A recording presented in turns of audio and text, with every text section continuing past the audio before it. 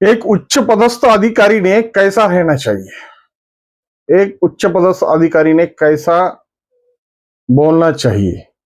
और एक उच्च पदस्थ अधिकारी ने अपना बर्ताव किस तरह से समाज में रखना चाहिए? इसकी चर्चाएं आमतौर पे आज महाराष्ट्र में काफी जोरों शोरों से हो रही है, क्योंकि ये चर्चा के केंद्र बने हैं आईपीएस नागपुर के पुलिस आयुक्त विश्वास नांगरे पाटिल।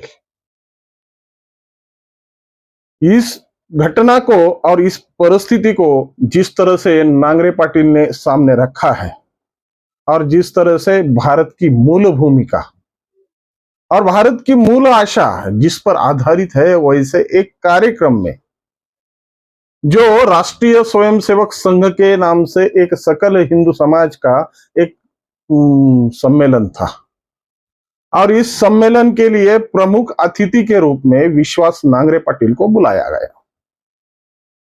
शायद समाज में ऐसे आदर्श स्थापित करने की कोशिश की जाती है कि जो इस समाज में अपना ऋण व्यक्त करने के लिए कोई अच्छा काम करते हैं, और ये अच्छे काम की सराहना हो, प्रशंसा हो, और इस अच्छे काम के द्वारा समाज में एक नया पथ निर्मित हो, इस आशा से राष्ट्रीय स्वयंसेवक संघ हमेशा ऐसे कार्यक्रमों को सामाजिक स्तर पर आयोजित करता है।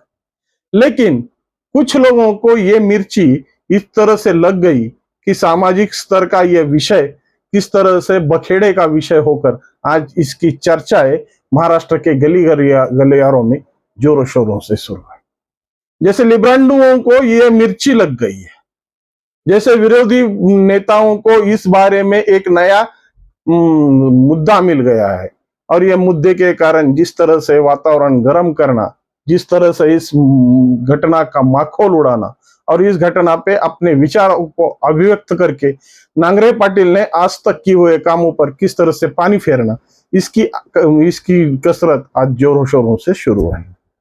वास्तव में अगर समाज के घटक के स्वरूप में अगर एक आईपीएस अधिकारी अगर समाज के कोई कामों में सम्मिलित होता है, कोई काम की अच्छी कामों की अगर कोई प्रशंसा करता है, तो शायद उसके व्यक्तित्व में कोई खोट नहीं हो सकती। लेकिन ये खोट निकालने वाले और वामपंथी विचारों को खुद की भूमिका बताने वाले लोगों की आज तक की सब में बड़ी जेलसी यही है कि इनके विचारों के सिवाय दूसरे विचारों को अगर किसी ने प्रतिपादित किया या उसका किसी कार्यक्रम में जाकर गुणगान किया, तो इनके पिछवाड़ा जैसे सुलग जाता है। इसकी ही चर्चा करने के लिए आज मैं आपके सामने उपस्थित हूं।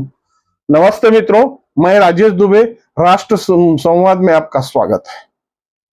आरएसएस वैसे सामाजिक संगठन के स्वरूप में सब में दुनिया में सब में बड़ा संगठन के रूप में माना जाता है, जिसकी समर्पित भावनाओं को लेकर आज भी विश्व में इसकी चर्चाएं जोरों शोरों से होती। न किसी प्रकार का कोई क्लेश, न किसी प्रकार का किसका द्वेष। जो इस माटी को अपना माता मानने की कोशिश करता है, जो इस माटी से अपनी जीवन को जुड़ाव रखने की कोशिश करता है, वो इसका स्वयंसेवक।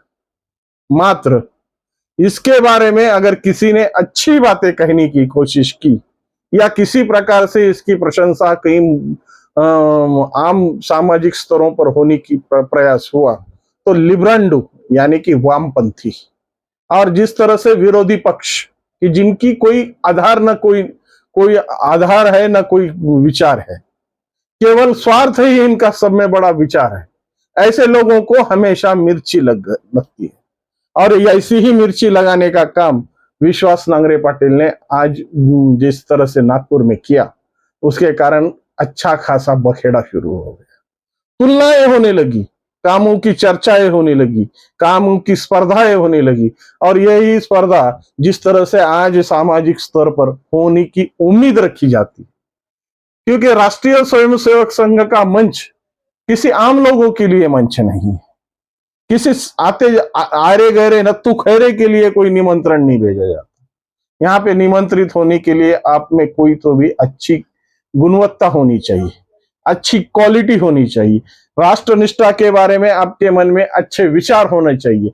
जब इन सभी बातों का तालमेल अगर उस व्यक्तित्व से जुड़ा है तो उस व्यक्ति को अपने कामों में, अपने इस कार्यक्रम में निमंत्रित करके समाज के सामने एक नई अवधारणा रखने का काम हमेशा से राष्ट्रीय स्वयंसेवक करता आया है।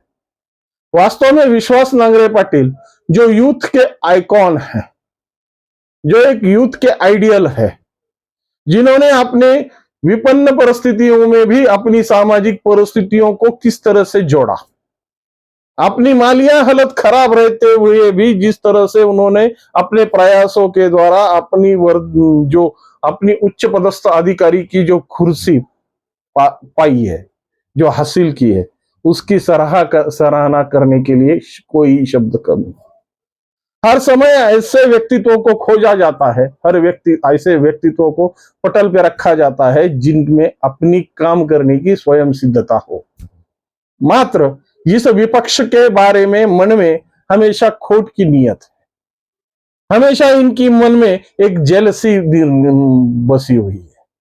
आज शायद इतने दिनों से इस कार्यपालिका में जिस तरह के वामपंथी विचार, जिस तरह के वामपंथी आचार और जिस तरह के वामपंथियों की भूमिकाएं आज गठित हुई है, किसी भी कार्यालय में जाकर देखो, इस वामपंथियों ने इस सिस्टम को पूरी तरह से खोखला कर दिया है। शायद हम कार्यपालिका में रहते हुए हम खुद की जो अस्तित्व है उसको भी हम ठीक से समझ नहीं पाते। उसी के कारण आज जो हमारे कार्यपालिका की जो दुर्दयनीय अवस्था है, जिस तरह की आज कार्यपालिका का जो बोलबाला है, उसी का सब में बड़ा सब में बड़ा मूल ही जड़ ये वामपंथी विचार है। शायद व्यापक स्वरूप में जिस दिन इस वामपंथी विचारों ने अगर सही व्यापक स्वरूप पाया होता है, वास्तव में सामाजिक भूमिका क्या है और सामाजिक विचार क्या है, उसका सही आचरण किया होता, तो शायद ऐसी बात करने की नौबत आई ही नहीं होती।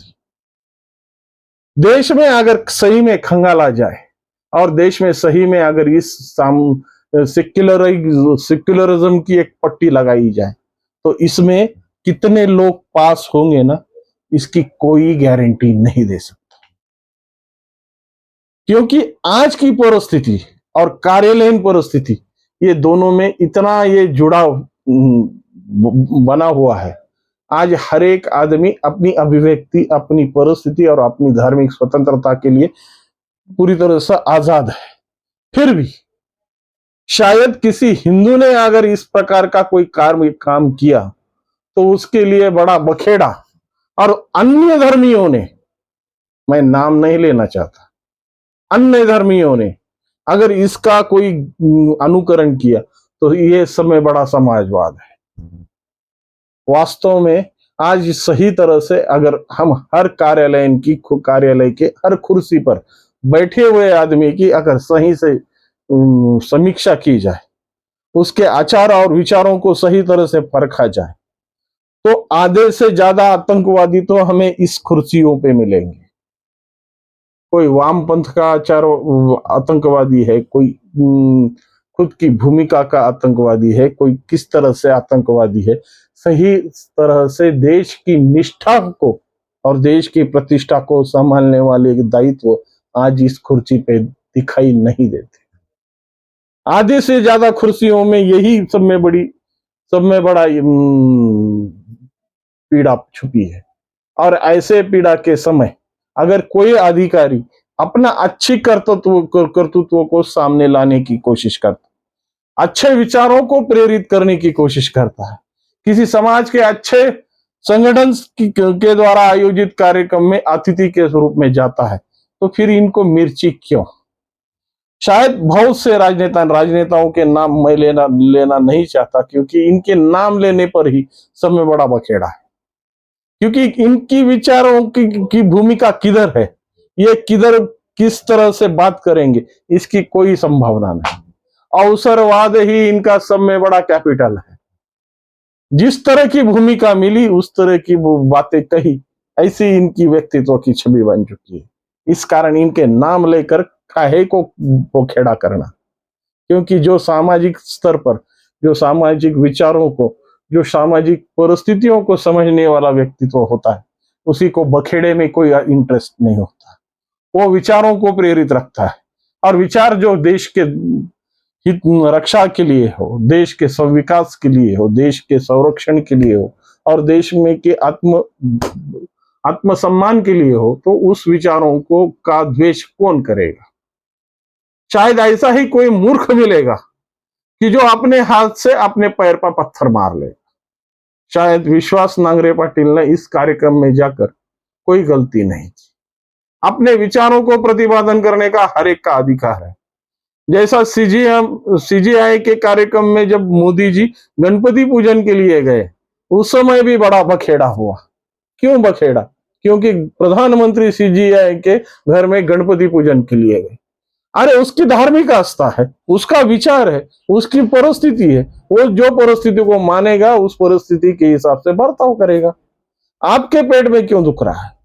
आज वैसे देखा जाए तो जेएनयू की जो हालत है, अगर जेएनयू का पिछला पूरा अस्तित्व देखा जाए तो इन सभी वामपंथी विचारों के द्वारा प्रेरित जो विचारों की भूमिका लेके चलने वाले जो अध्यापक थे, उनके द्वारा ही सिंचित की गई ये भूमि है।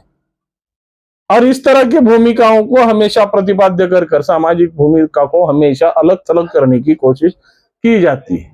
वास्तव में इस सब बातों का प्रतिपादन इसलिए कर रहा हूं कि वास्तविक स्वरूप में आज जिस तरह से राष्ट्र चेतना के लिए, राष्ट्र हित के लिए जो अच्छी बातों को प्रतिपादित करना इस हर नागरिक का कर्तव्य है।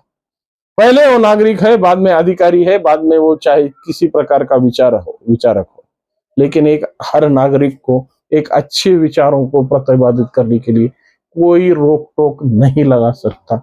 जिस तरह से मिर्ची लगी है उस तरह की मिर्ची लगने दो। जिस तरह का विचार इनके मन में प्रेरित है उस तरह का विचार प्रेरित होने दो। अच्छाई को और हीरे की चमक छुपाने के लिए कितना भी अंधेरा हो, हीरा कभी अपनी चमक नहीं छोड़ता।